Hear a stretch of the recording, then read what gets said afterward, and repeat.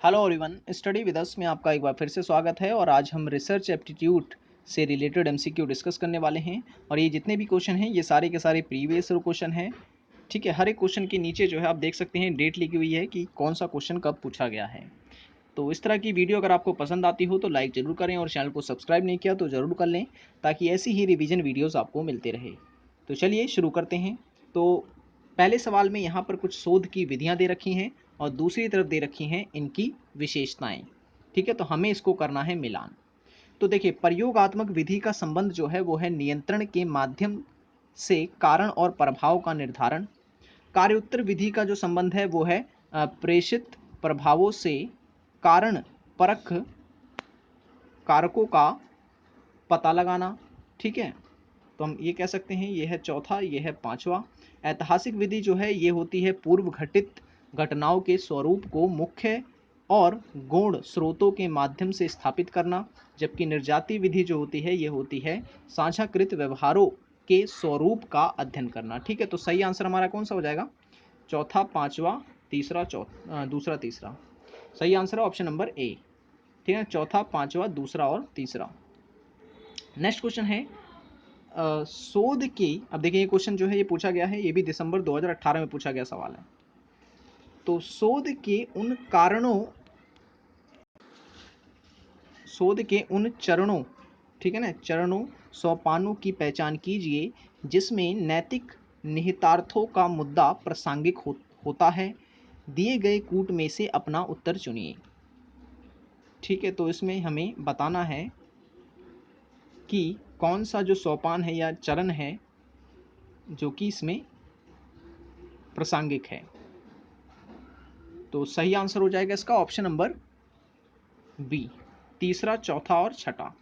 ठीक है, तीसरा, चौथा और छठा, यानी कि शोध उपकरणों के उपयोग के माध्यम से प्रदत्तों का संकलन, और उसके बाद प्रदत्त विश्लेषण, सॉरी चौथा नहीं पांचवा रहेगा इसमें। ठीक है, प्रदत्त विश्लेषण और पद्धति, प्रयुक्त पद्धति, और छठा निष्कर्षों परिणामों की प्रतिवेदना पद्धति। ठीक है, तीसरा, पांचवा और छठा। नेक्स्ट क्वेश्चन है नीचे दिए गए दो समुच्चय में से, अच्छा इसमें भी हमें मिलान करना है। ठीक है, मिलान करना है, और यहाँ पर बिल्कुल उसी प्रकार के ऑप्शन जो हैं वो दिए गए हैं। ठीक है, तो हम एक तरफ है यहाँ पर इसमें दे रखा है प्रस्तुतिकरण का प्रारूप और विशिष्ट स्वरूप इसमें दिया गया है। ठीक है, तो चलिए मिलान करते हैं इसका। इसके ऑप्शन देख लिया जाए तो सही जो है इसका, देखिए अब यहाँ पर दे रखा है शोध प्रबंध, लघु शोध प्रबंध। ठीक है, तो इसका संबंध जो होता है ये होता है व्यवस्थित एवं निर्धारित प्रारूप से। ठीक है, और जबकि जो शोध पत्र होता है ये होता है कृत शोध की संक्षिप्तिका पर आधारित प्रस्तुतिकरण। ठीक है, और उसके बाद कार्यशाला जो है इसका संबंध है सामूहिक या कहें कि समूह आधारित विमर्श जो विनिर्देशित होता है। ठीक है, जबकि जो संगोष्ठी होती है, सेमिनार जो होता है ये होता है विशिष्ट प्रकरणों पर आधारित विमर्श चर्चाएं। ठीक है, तो सही आंसर है ऑप्शन नंबर डी है इसका। ठीक है, option number D. Next question की ओर चलते हैं।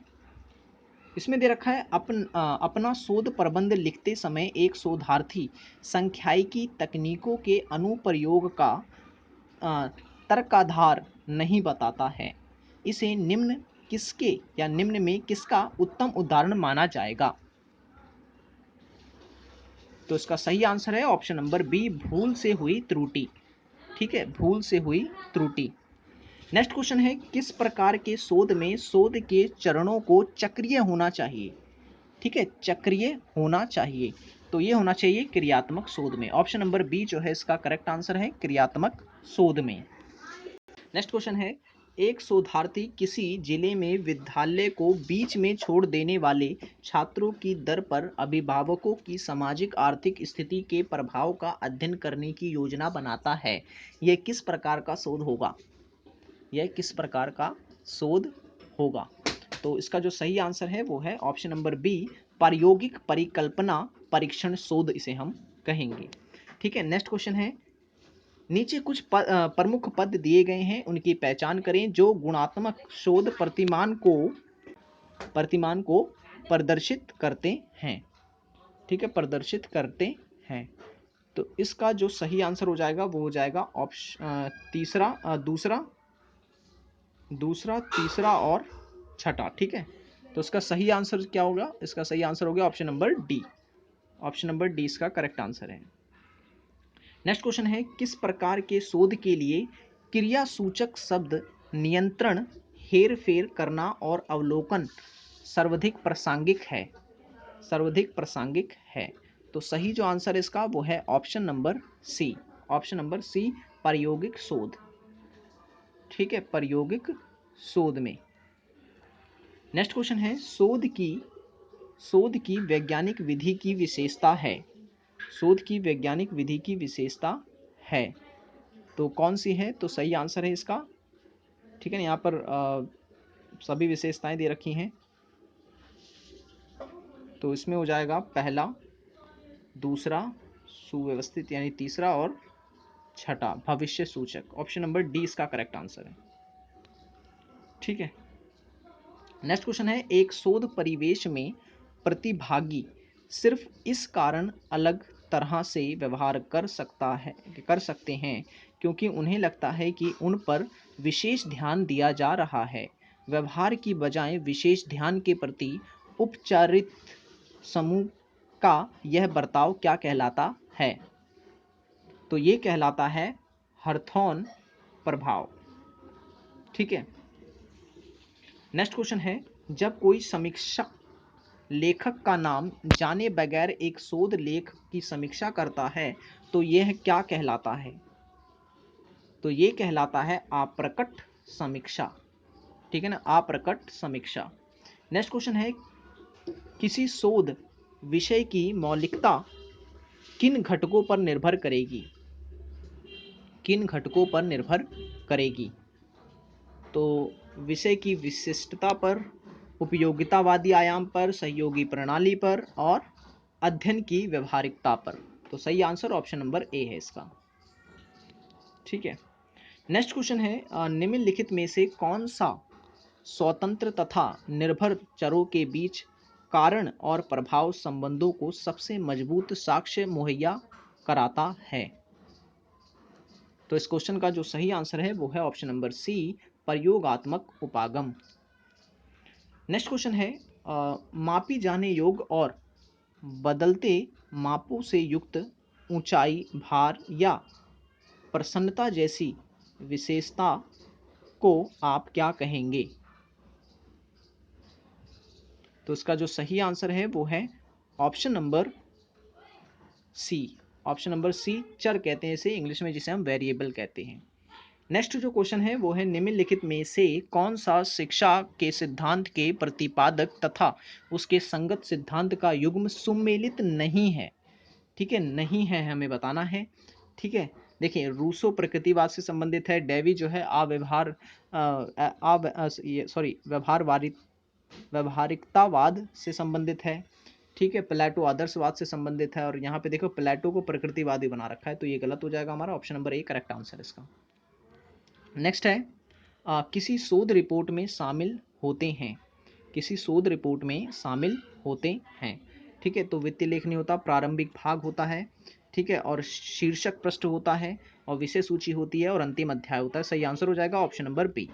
जितने भी आंसर मैं आपको बता रहा हूँ ये अकॉर्डिंग टू आंसर की है। ठीक है, अच्छा, इसमें भी जो है दे रखे हैं शोध के प्रकार, और हमें जो है इसमें मिलान करने हैं। मौलिक शोध, व्यवहित शोध, क्रियात्मक शोध और मूल्यांकन परक शोध। ठीक है, तो चलिए इसका आंसर आप खुद करिएगा, कोशिश करें। अगर आपने अच्छे से इस टॉपिक को पढ़ रखा है तो आप इसका आंसर जरूर बताएंगे। ठीक है, कमेंट में इसका आंसर जरूर बताएं। आप पढ़ सकते हैं एक बार फिर से। ठीक है, अब इसमें देखें, अब ये क्वेश्चन जो है ये भी पूछा जाता है। ठीक है, क्रियाकलापों के निम्नलिखित समुच्चयों में कौन सा समुच्चय क्रियात्मक शोध रणनीति की चक्रीय प्रकृति को इंगित करता है? ठीक है, क्रम अगर आपको अच्छे से याद है इसका तो आप इजीली इसका आंसर दे सकते हैं। तो इसका सही जो आंसर है वो है ऑप्शन नंबर डी, ठीक है। ऑप्शन नंबर डी, पहले नियोजन होता है, फिर क्रियान्विति होती है, फिर प्रेक्षण होता है, ठीक है, फिर गहन चिंतन करना होता है। ठीक है, तो इस तरीके से हो सकता है। तो आज की वीडियो में इतना ही। ठीक है, आगे क्वेश्चन हम आगे डिस्कस करेंगे। ठीक है, ये क्वेश्चन मैंने आपको दिया है, आपको इसे करना है और कमेंट में इसका आंसर मुझे बताना है। ठीक है, तो वीडियो पसंद आई हो तो लाइक करें और चैनल को सब्सक्राइब नहीं किया तो जरूर करें। मिलेंगे नेक्स्ट वीडियो में। और अगर आप हमारी पहले की वीडियोस को देखना चाहते हैं तो देख सकते हैं, लिंक डिस्क्रिप्शन में दे दिया गया है। हमारी एक प्लेलिस्ट है NTA-NET पेपर 1 के नाम से, जहां आपको सभी टॉपिक पर वीडियोस मिल जाएंगी। Thanks for watching this video.